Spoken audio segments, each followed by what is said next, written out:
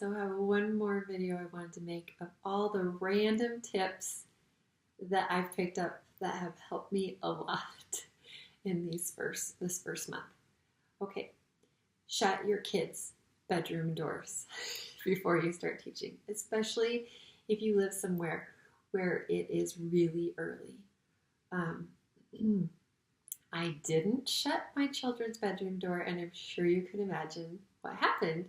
They heard me, and they showed up at my office door in their blankets and pajamas, well, or lack of pajamas for some of them.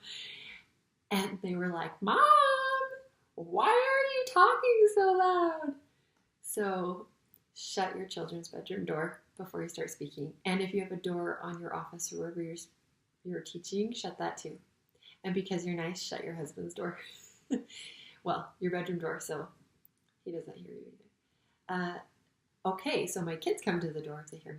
Well, take the dog out to the bathroom because she also comes to the door and gives me the dog eyes because now she's up and she wants to go out and then she wants to go get a drink. And so anyway, take the dog out first too. Take care of all of that. And she wouldn't give up.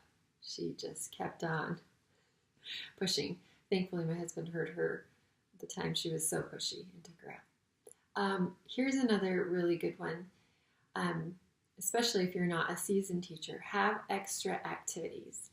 So most of my trial classes take the whole time, especially if it's really close to on level for them, or even a tiny bit hard.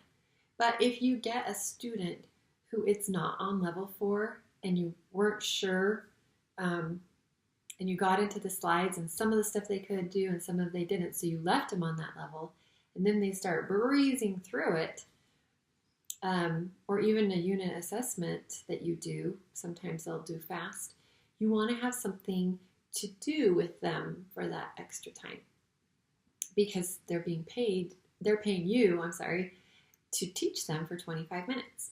So I had a trial class do that, and I was in there about 5 minutes early, so I heard the mom quizzing her child on different things, and so I got out the cards on the stuff I heard her quizzing him on, which I did recruit that student. I don't know if that was helpful or not, but I was teaching him what a puppet was. I was teaching him all sorts of things just to make sure I filled that 25 minutes of time. Okay, sorry, I'm looking at my notes.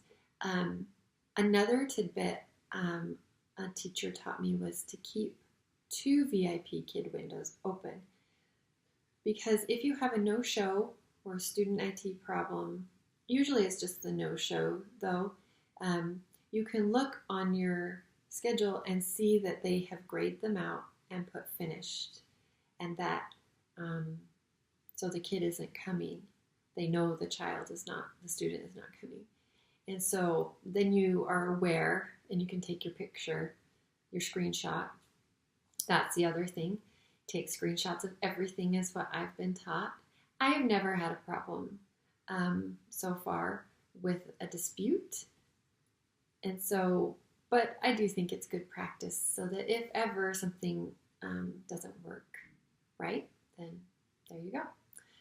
Set 2 alarms in my second week of teaching. I still have no idea what happened. If I was using my phone alarm, it didn't wake me up or it didn't go off. I'm not sure which.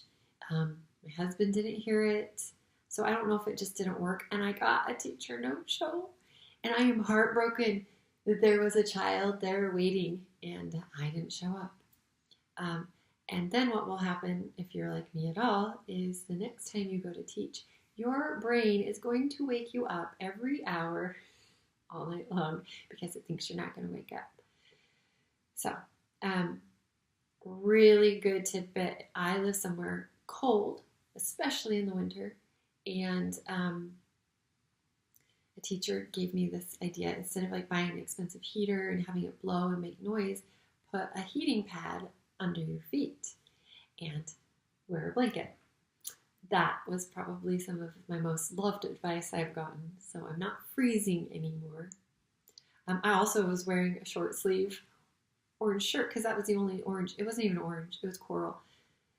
I was wearing that shirt and I was so cold, and a bunch of teachers were like, don't be cold, put on a cardigan. You don't have to wear orange. And I'm much warmer now. That also would be another tidbit of advice. Get on a Facebook group in your area, or there are a lot of VIPKID Facebook groups, and I have found the community so welcoming, and they help the other teachers, which is different from my classroom teaching experience. Not all the teachers wanted me to succeed, but I have felt welcomed and very invited and helped whenever I have a question. The last bit of advice I want to give you that another teacher told me, which I think is super helpful, is put lipstick on so the kids will notice and look at your mouth. And I do have red lipstick. I kind of look dead in it, but I do think it works. So if you want them to look at your lips and make it easy for them to see what your lips are doing for letter sounds, how to say the letter, how to make the sound of the letter, I do think that is a helpful tip. Okay, that's all I have for now. If you want someone to help you through and you do want to teach for VIPKIDs, I would also be happy to help you. There are a lot of great teachers out there that can give you a lot of advice, but it's been a good experience for me so far.